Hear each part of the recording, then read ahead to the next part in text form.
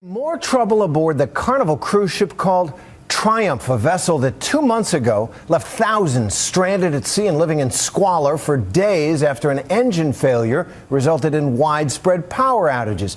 And this afternoon, that same ship was blown away from its Alabama mooring by high winds while it carried 800 people aboard.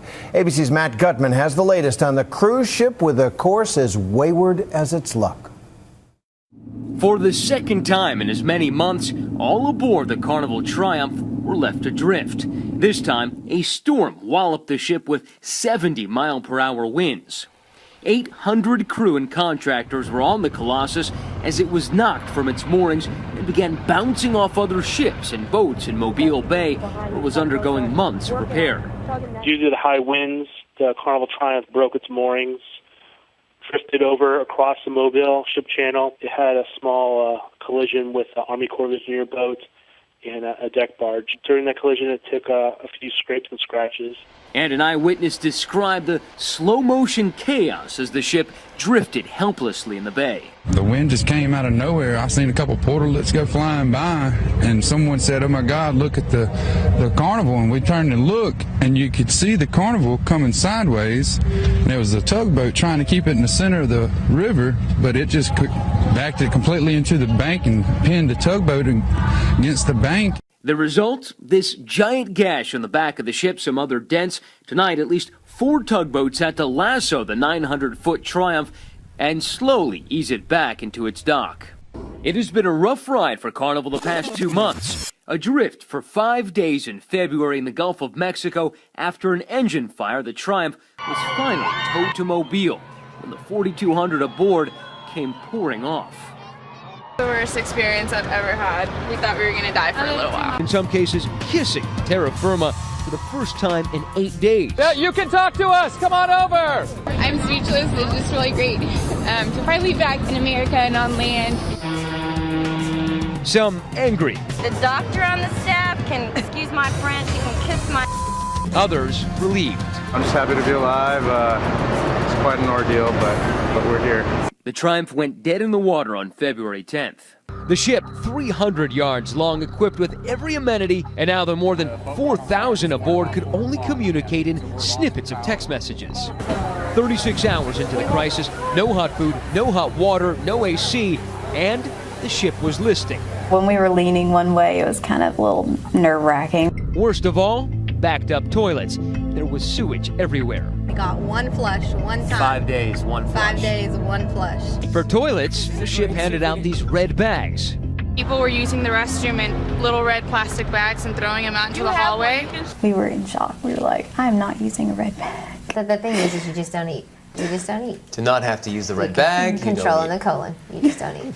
We met a couple that we were talking to that said her husband was laying in bed and just the ceiling fell down on him full of urine, feces, all of that. Yeah.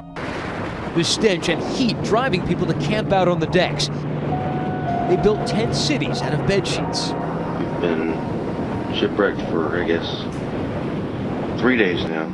ABC News was the first to fly out over the crippled cruise. You can tell how powerful the wind is, gusting at 25 miles an hour. Those conditions bringing out the worst in some people. They opened the bar one evening and gave away free drinks, and that was a really bad idea. There were people throwing things over the side of the ship, acting unruly. And during the voyage, passengers did receive updates on the PA system as well as printed status updates, but Rob Mallon thinks that was another poor decision. Maybe they were using the emergency generator to supply printers instead of toilets. Folks hoarding food, forcing others onto a diet of onion sandwiches. What was the food situation like? You had to stand in line for 3 hours to get a meal. And the first couple days it was the onion sandwiches. But at least they were steadily, if slowly, being tugged back to the U.S. That's when Mike Padilla finally got through to his wife on the phone, anxiously waiting her return. They think the tug line might have just broken. Passengers say this should never have happened. This is the latest in a string of incidents involving cruise ships. Last year, the Costa Concordia capsized in Italy, killing 32 passengers. And in 2010, another Carnival ship, the Splendor, was stranded for days after another engine fire. I know you can't talk to me, but is there anybody who can? But it took days before a Carnival executive finally appeared before the press. We pride ourselves in providing our guests with a great vacation experience, and clearly we failed in this particular case. But then the executives avoided follow-up questions. I'm sorry, Mr. Thornton. Matt Gutman from ABC News. Thank you for taking the time today. But I wonder if you could take a few more questions. Like, do you really? You're running away. We've been trying to track down anybody from Carnival to talk to us.